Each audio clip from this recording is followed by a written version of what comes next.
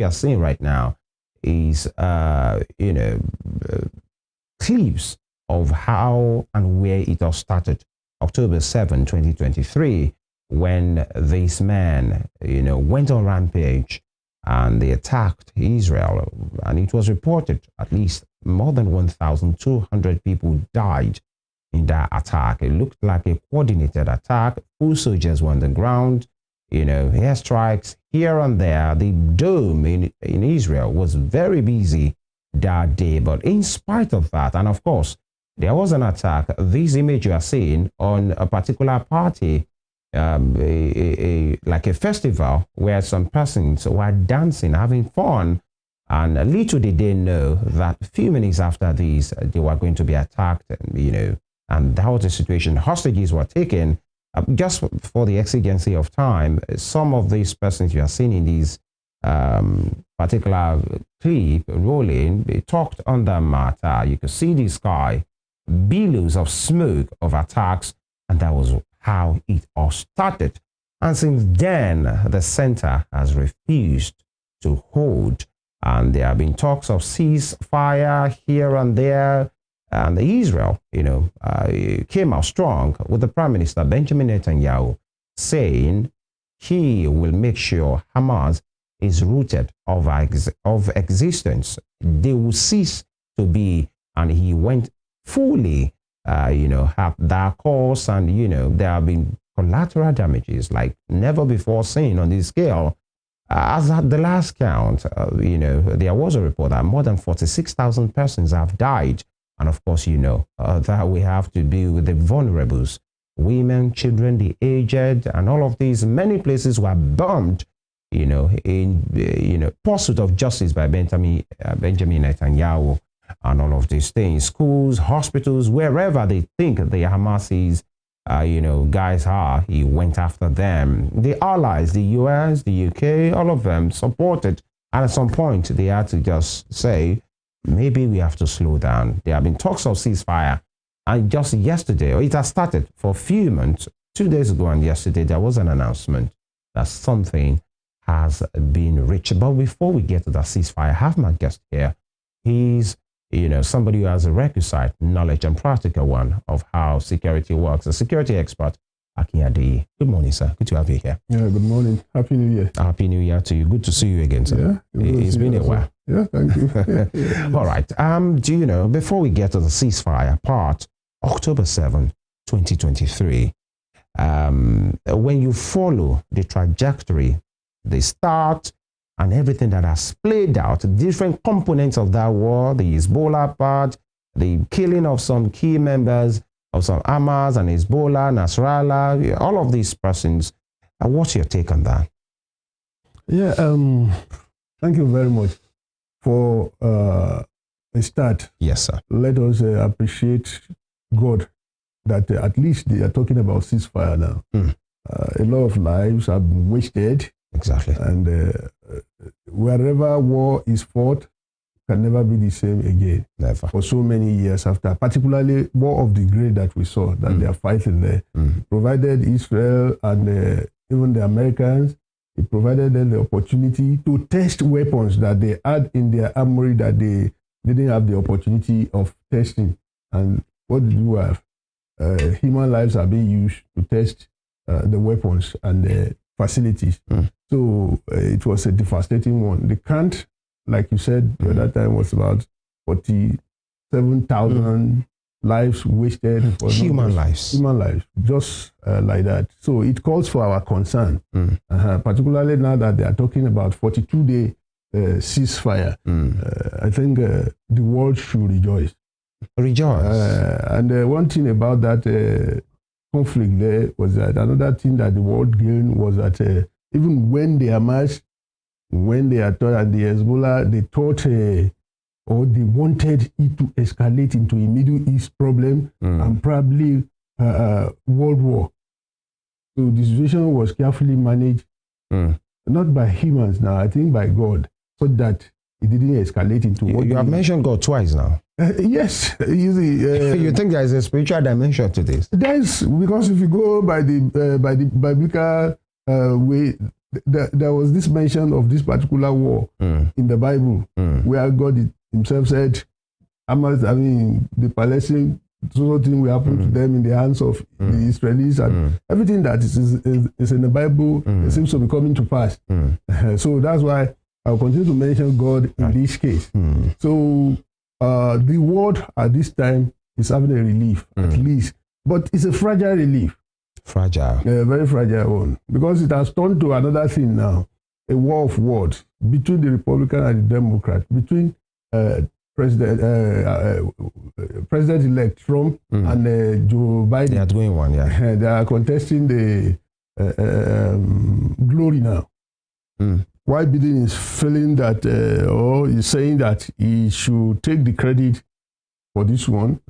Joe Biden said that one, then President-elect Trump is saying that, no, I caused this to happen, this and that. So by that, somebody might, okay, if you want to take the credit, let me make it happen again. So that I will, at the end of the day, be the one that will finally take the credit. So it's a very technical thing and very complex. It has been a very complex situation. So, but for now, thank God for relief. But overnight, I think a few hours ago, the Israelis still bomb some places. I think they are using that as the valedictory this into the what do we have? Temporary peace that we're going to have now. And it is not that Netanyahu is comfortable with this situation. It's like he's not comfortable that the thing is coming to this end at this time. He's been playing games. And but because of the influence that America have over Israel, so he will be left with no. They are their biggest ally. Yes, they are the ones that are supplying them these arms and ammunition. But if left for Netanyahu, he would prefer that this conflict continues because he has it at the back of his mind, like you said the other time, that the Hamas should go into extinction. Exactly. Irrespective of what it cost Israel or even himself. During the conflict, we have seen situations where the UN will come with allegations against Netanyahu that you have committed a war crime, you have done he ignore them. And that's another dimension again. The UN. He even has a warrant of arrest on his head. On his head, but he careless. He doesn't because Netanyahu as a person himself is another difficult character. Forget whether it is Israel or something like that. So I don't know what ran into the heads of the Hamas on that October 7th that they go and contemplate such action, particularly against Israel. On that scale? On that scale. They should know that Israel will not allow this to lie low. They won't allow that to just go like that. So they didn't even prepare for the war. Immediately that thing, immediately struck on 7th, on 8th, the Israelis were moving. Their troops and everything as if they are prepared for that war. Rarely could you find a country that will react or respond to such a situation. So they are always. Maybe they found it embarrassing. Very, very embarrassing, even to the whole world. And it was without any provocation. Forget the history of how they were coming. Because there was a history. Some people were having their festival. It just went there, bombed, killed about 1,200 and this and that. And maybe they never contemplated the implication of what they are doing. Probably they never anticipated the response of Israel. Maybe they thought it would take their time to respond. Maybe they would go into the boardroom and start talking. Maybe some coward country. I don't know what they took Israel for. But I think they got more than what they bargained for in this case. Yes, and you talked about ceasefire, and maybe the hands of Benjamin Netanyahu was tied by his allies because it appears he wasn't ready for the ceasefire at all. No. But somebody just reluctantly, because there were even key members of his cabinet who were warning him, if you agree to this ceasefire, we will resign. We will resign, from your cabinet. So it's not just about him. It's not about him alone. It's about the entire cabinet. They're still going to put this to vote. And the ceasefire, I think, will begin on Sunday or so. They gave a date. So they are 19. Going to. Today is Thursday.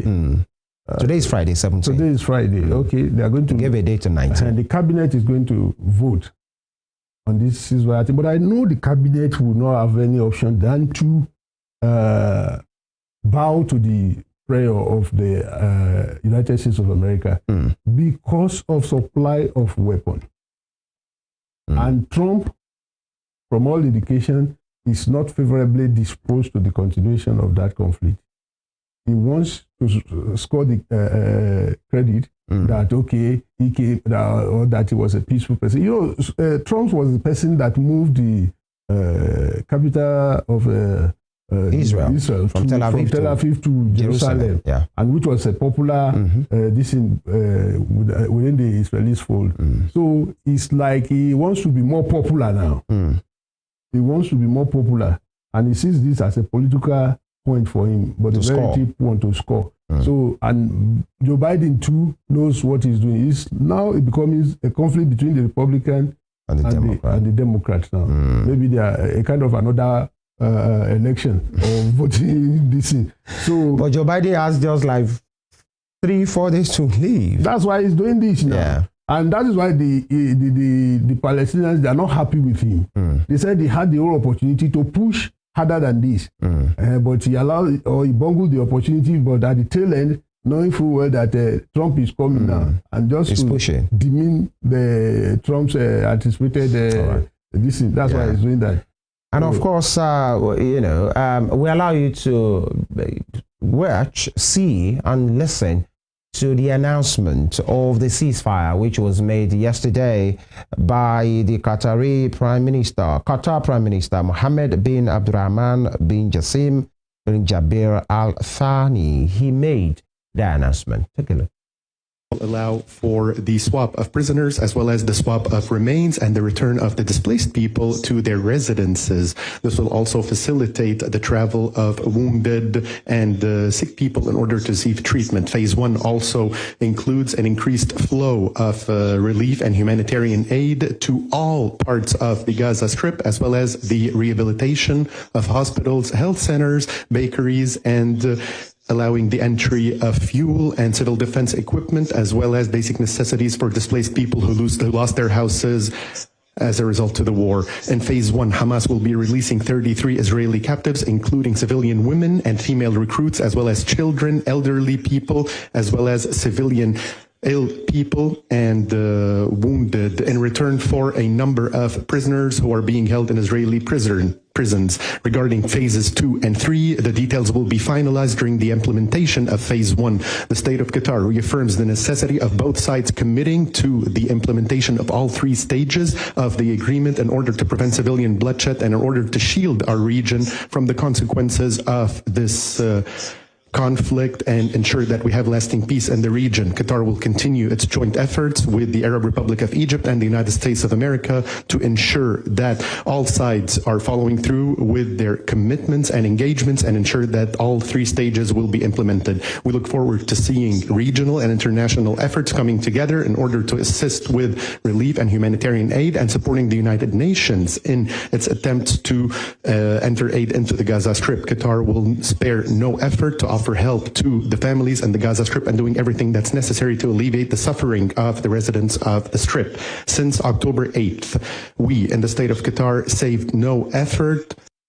Right, that was the announcement yesterday by the Qatar Prime Minister, and the world appeared, just like Mr. Dey said, to be happy with that. But then, how sustainable is that? Are we sure that these both camps will renege on their commitment? And, you know, just like he said as well, there will still be vote in the, you know, security cabinet of Benjamin Netanyahu.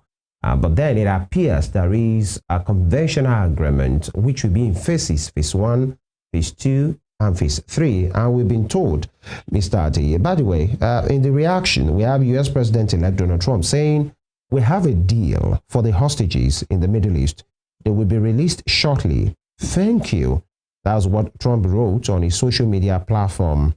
And he continued, with this deal in place, my national security team, through the efforts of Special Envoy to the Middle East, Steve Witkoff, will continue to work closely with Israel and our allies to make sure Gaza never again becomes a terrorist safe haven.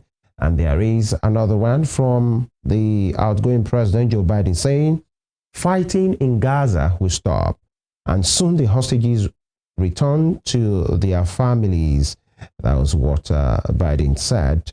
And these are the development. Mr. Day, the there is the part of these American leaders, the biggest ally that Israel have, wanting to take the glory, to say, oh, this is what I'm doing. And there is a reaction from the Arab world as well, you know, saying he wasn't sincere about that in the first place. Talking about Biden, they saw it that you just want this to end because you don't want the glory to go to another person. And Trump has been big on the matter to say, I made this thing happen, and has even been mentioning names. Now, the agreement is in 3 phases. The first one will be the release of hostages, I think maybe 3 per time. And Israel has been told to stand down, allow humanitarian aids to enter the Gaza Strip without being hindered and all of that. Then they move to the second part, and they will only move to the third part if the first part and the second part goes through. And but many persons, just like you said, are not comfortable, because even while the talk of ceasefire is going on, Israel is still ongoing. About 71 persons killed yesterday. What kind of a ceasefire arrangement is that? You see, for every war, the 2 warring parties have their reasons for going into that war. Netanyahu was not hiding his own reason, the major one, which is Hamas, and by extension, the Palestinians should not exist any longer. If you see the videos of how they are carrying out their attacks, you see, into civilian population and everything, you see, they just wanted to exterminate that race, that they should not be on the surface of the earth again. So it's like the ceasefire is coming at a time that they are not through yet with their projection or assignment or decision. So they are feeling like somebody has a hunger bottled up in him. You see, that person will just be agitating, will be restless, and will want to just vent the anger. That is what they are doing now. That is the situation in which the Israelis find themselves on this, in this situation. And then another thing is that where the ceasefire may likely suffer some setback is that to what extent are we going to believe that there are this number of hostages that are still alive in the custody of the Hamas? And that will form a reason for the Israel to break this ceasefire agreement. How are we sure that they still have that number intact? How many of them are dead? Because there was a time they did some exchange of prisoners or hostages the other time, until it was going on that Hamas had to confess that some of them, that the Israelis armies have bombed even their own citizens in the course of this. So I am not sure on the part of Hamas that they will be able to fulfill, even if they had wanted to fulfill in totality this ceasefire agreement, because the hostages might not be as many as they are claiming. That is where there will be mutual breakdown of talk. Don't you think those considerations were being tabled by all the parties that are part, the Egyptian government, the Qatari government, the Saudi government? If they had said that, it will have, because it's been an extensive it will have provided deliberation. The Israelis the opportunity to say, okay, what are we negotiating then? What is the meaning of this ceasefire? Why they are fighting is because they want to retrieve their men and women that are in the custody. Because back at home, Netanyahu is under prayer. You see the citizens coming on to say, no, it is not about this war. It is about our people that are in the the clutches of these people. Go and bring them. They wanted their people. Yeah. Even if it takes that Israel will stop the war just like that without any agreement, just go and bring, every life matter to them there. Like us here. So they wanted to bring, they wanted him to bring those people.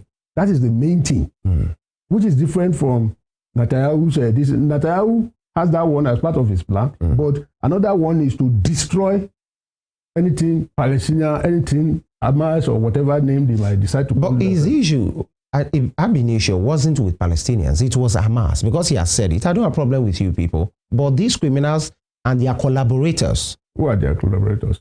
Well, anybody it could be, because at some time Lebanon were part of the issues as well. The Hezbollah and all of these supporters that they have, and Benjamin Netanyahu was more like you have to kneel. The situation there compares with our own at the start of the Boko Haram thing. How? Where's the nexus? The nexus is this. For once, have you heard the Palestinians for once disown the Hamas? They have not. And that is why it resulted into bombing civilian population. They are giving them cover.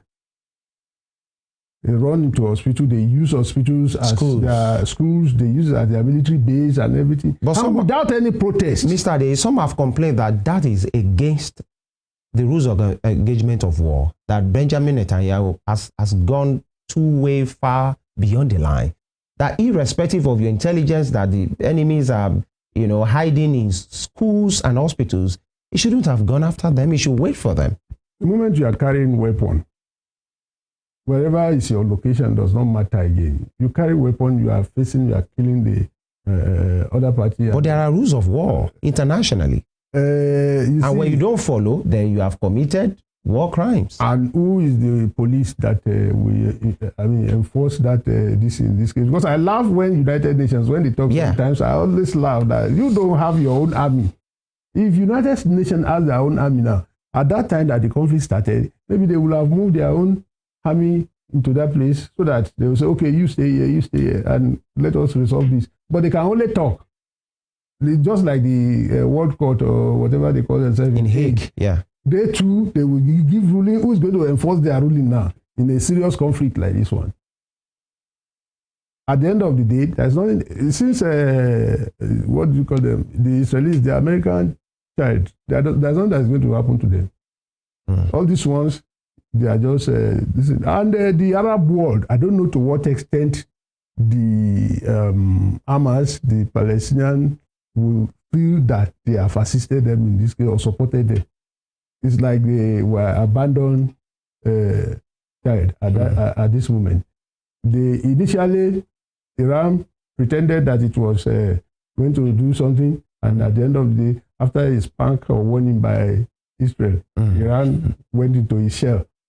Egypt, when they suffered... Iran too sent some missiles into Israel. That one was just... and it was fended off. It was but many persons feel Iran never really wanted to fight. It never really wanted to fight. Some of these countries that surround Israel, they fear Israel, they respect Israel, so they don't want to go into conflict with Israel.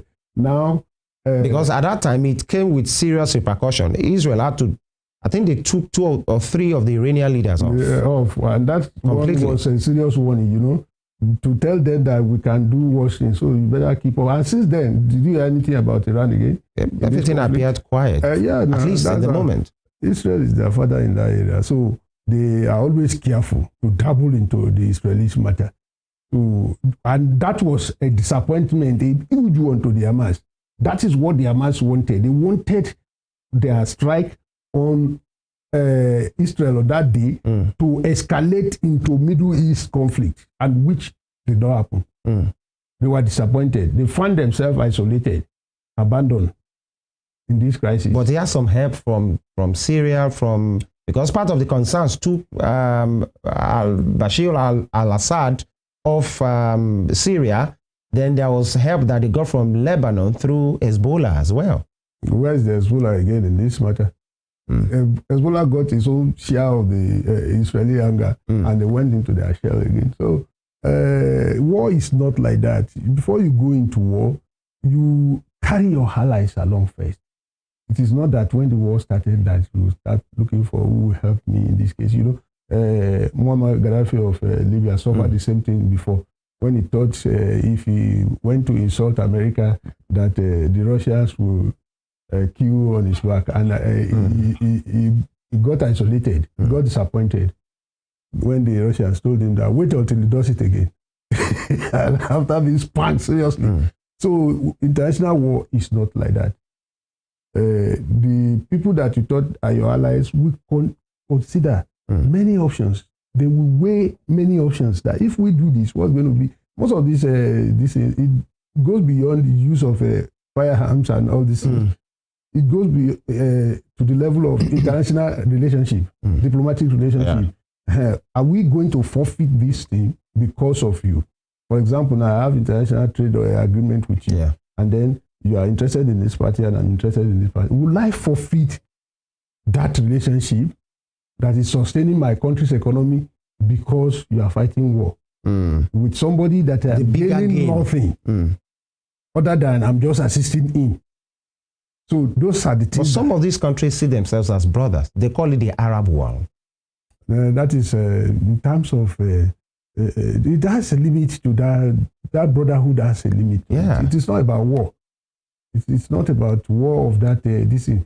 And then we should thank God that the Arab, they saw it. I mean, they restrained themselves from going into. Yeah, many of them stood down on the matter. They were looking. Yes. Qatar wasn't even part of it at all. At all. Saudi Arabia stood down. I mean, stay clear of the whole thing. So they have weighed the options. How are we going to go into war? War that will degenerate into the use of more sophisticated weapons. It can go to the extent of using a weapon of mass destruction and everything. Just because one country went crazy, I mean, a group of people went crazy for a moment and they went to do. So they would sit down and think about these things. Yeah. So they would think about their citizens.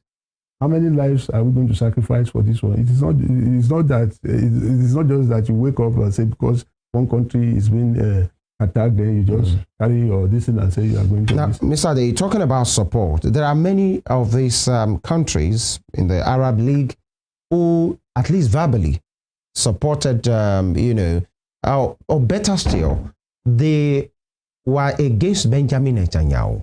Because many of them spoke, Egypt spoke on the matter. Many of them, when the war got bad, that Israel was just bombing anything available, and many of them spoke, including South Africa, who even took Israel and Benjamin Netanyahu to court and declared him and got a warrant of arrest on him. Now that the war it appears now, because we are not sure that everything is settling, what becomes of those countries that have antagonized Benjamin Netanyahu? Is it like everything goes on, or you might think there might be serious international relationship breach between the allies of Benjamin Netanyahu and these countries, especially South Africa on this continent? They were very vocal. For all of them that have appeared vocal or that have done this and that, tell me what sanctions have they announced against Israel? The arrest of Benjamin Netanyahu and his cabinet members. Who will effect the arrest? We'll wait. So all of them just talk for talking's sake. What have they done? Have they severed trade relationship with Israel? Have they severed all of that diplomatic? They still have those things intact. So you think that's what should count, not the verbal? It's not the verbal something. If they really wanted to assist, if they had wanted to assist the Hamas and Palestine in this case, but they don't want to be seen as supporter of terrorism. So they don't want to be caught in the web of allegations of supporting terrorism, because you cannot really define what Hamas stands for. You will always find them. I mean, if you want to make a clear definition of them, it will always fall on the side of terrorism. So no country will want to be seen as the one supporting terrorism for sake of future history. So that is why they are being careful. What they are campaigning against is that stop bombing these people. Yeah.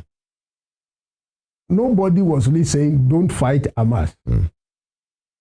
But be careful. Consider international rule of engagement. That's what they are saying. Yeah. They are not saying that. But Benjamin Netanyahu didn't consider any international rule. Wherever he feels the enemies are, he goes against. It doesn't matter. Either he's in a clinic or a hospital or a school. And the old world were against that particular move to say the collateral damage is too much. That's typical of anybody that has anything to do with America. America will sit down with you, make rules for a particular situation. But when it comes to them, that rule, America will put it aside and get their goals, then come back to start talking about rules. with you. Just like we have this. Are you talking about America and then talking about hypocrisy? That is it. They don't apply rule of engagement when anything affects them. They will first of all solve their problem and then come back to United Nations. And you know they are so powerful. Yeah. So I think Netanyahu imbibed that culture or habit from America that you keep talking. I will solve my problem by myself. Then later we come and sit down. And there are so many meetings, especially through Anthony Blinken, the foreign minister for the U.S. Secretary of State, rather, in which he had many meetings with Netanyahu, almost 6 months. They have been telling him to really pipe low on these engagements, and they have been vocal to say we are committed to peace, even before we go to this point. Are you saying all of those things were charade? Why wouldn't the United Nations or anybody like that or any organization like that stop supply of arms to Israel? Can they? That is it now. They should have talked to America to stop supply of arms to Israel and see whether Israel can continue with that war. Some of them, and in war, when it comes to the war, war of this magnitude, some of them are trading, making huge profit from this war. Some countries, they do supplies to all this something, and then at the end of the day, come to the open to tell you a different story. Whereas underneath, their supply of arms, mind you, might not be direct. Okay. It is not as if I will carry arms and say, I'm supporting you, or like in an open market. No. It's not like that. It might even be component of what they are using to fight or to build bomb. That is my own wealth in my country. Maybe uranium now. If I have uranium now, the two of you are fighting. And this one is a producer of war armament, and it needs uranium. My trade will go up. And you rarely will anybody know that I am benefiting from what is happening between the two of you. So that's the way it works. Yeah, that's the way it works. Like South Africa that is making noise now. South Africa has some things that they are using, maybe that is affecting the Hamas now. That's why they are making the noise. Maybe they are a supplier of whatever to them, but it's not going to be direct. You might even move your team now to Germany. Germany will look as if you make it look as if Germany is the consumer of whatever you are selling. Germany will find its way to get this to another country, maybe a smaller country, and another country will get it to where they are fighting. So it looks like a trade. It's a trade. Every war is a trade. Like it's happening to us back home here. All right, we'll get to the home front. Before we take a break on these, I'd like us to see as well, the before and after, of this particular war, as we talk on the matter, how some places were in the Gaza Strip and how they are right now. You could see the left side of the screen and the right side of the screen, the same place that has been decimated to what it is right now. And this used to be where people live, where people thrive. It will take many years before they can get this. As we have this on our screen, I'd like to ask you, where does this rebuilding start? Because this is a carnage. Real one. This is terrible. And then, you see, under those rubbles, you don't be surprised that there are still some human being lying under the rubbles there. Dead? Yeah, dead, definitely. Some have decomposed. Some, because you can see this particular instance. Yes.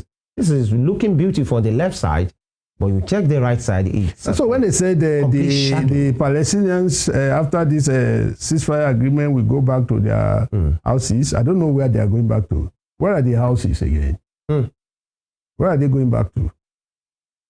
You really could find your way unaided by technology back to your wherever used to be your house here. That we are seeing, yeah. How would you locate your house in this case? They said they should go back to their houses. So the process of rebuilding is a difficult one.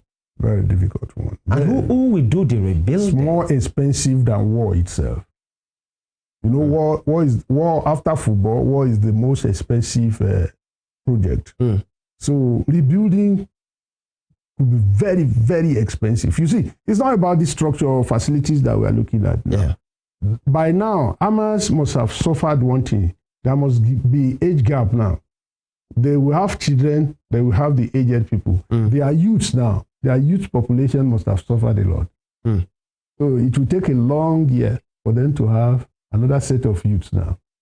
Because it is the youths that suffers most. Many of them have been taken out. They have been taken out. So they have that problem now to fill the gap that must by now be existing. And those youths that are not dead or that are not that have not been amputated or suffering one injury or the other now, they won't be in that country. They will not return to that country because they know if they come, they will be forced into some jobs that may not be their decision. And some persons, so they will stay abroad. Yeah, and some persons have been asking, this rebuilding, those Palestinians, people in that strip, do they have the money to even rebuild? That's the thing. They come as the economy is down. Who will, air out? That is the aftermath of war. We are taking it one by one now. Yes. That is where unemployment will come in. We've talked about that one. There will unemployment then. Who will rebuild? That brings the country from whether they have been at a particular stage of their economy. It will bring them very low now. Very low now. You see people going into begging there. And then what about diseases? Do you fear that this kind of thing that we are seeing, especially on our screen right now, and the economy that is possibly at zero at this point, especially in that Gaza Strip, with those that have been affected, it might give rise, to pocket of, splinter group of terrorists again? Because many persons now, we have some weapons still hidden somewhere. No, that is where robbery will come in now. Criminality will go high there, to surge. Those who have weapons, those who don't even have the weapon, they have seen war. Yeah. People that are coming back from war, they want to survive now. They will come back with so many things. They have received trainings that they have witnessed horror. They have seen horror. They have seen worst time of their life. So, and they want to survive. So criminality will surge there. It is survival of the fittest now. Right now. When you come back, nobody can claim to be rich there again because others will have to survive. So whatever you have, they want to take forcefully from you to survive. So they will now, and then they will have the problem of policing. Many of their police officers now, I don't think there will be breakdown of law and order. So it's a huge task. So it's a huge task. The United Nations will not abandon them. Yeah. They will move in. They are peacekeeping, whatever. It's part of the deal. Yeah. So they will move. They will move in, but it is not going to be an immediate thing.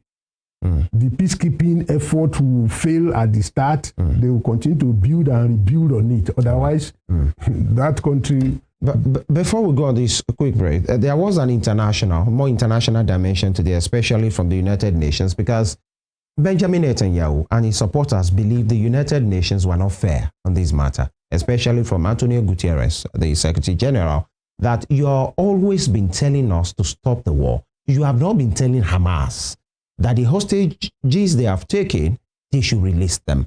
And in fact, they declared, Israel as a state declared Antonio Guterres a persona non grata, meaning you are nothing to us at this point. And they even more like, we don't want to see you in our area and territory. So how will you describe the mediation, the intervention of the United Nations on this matter since that war started?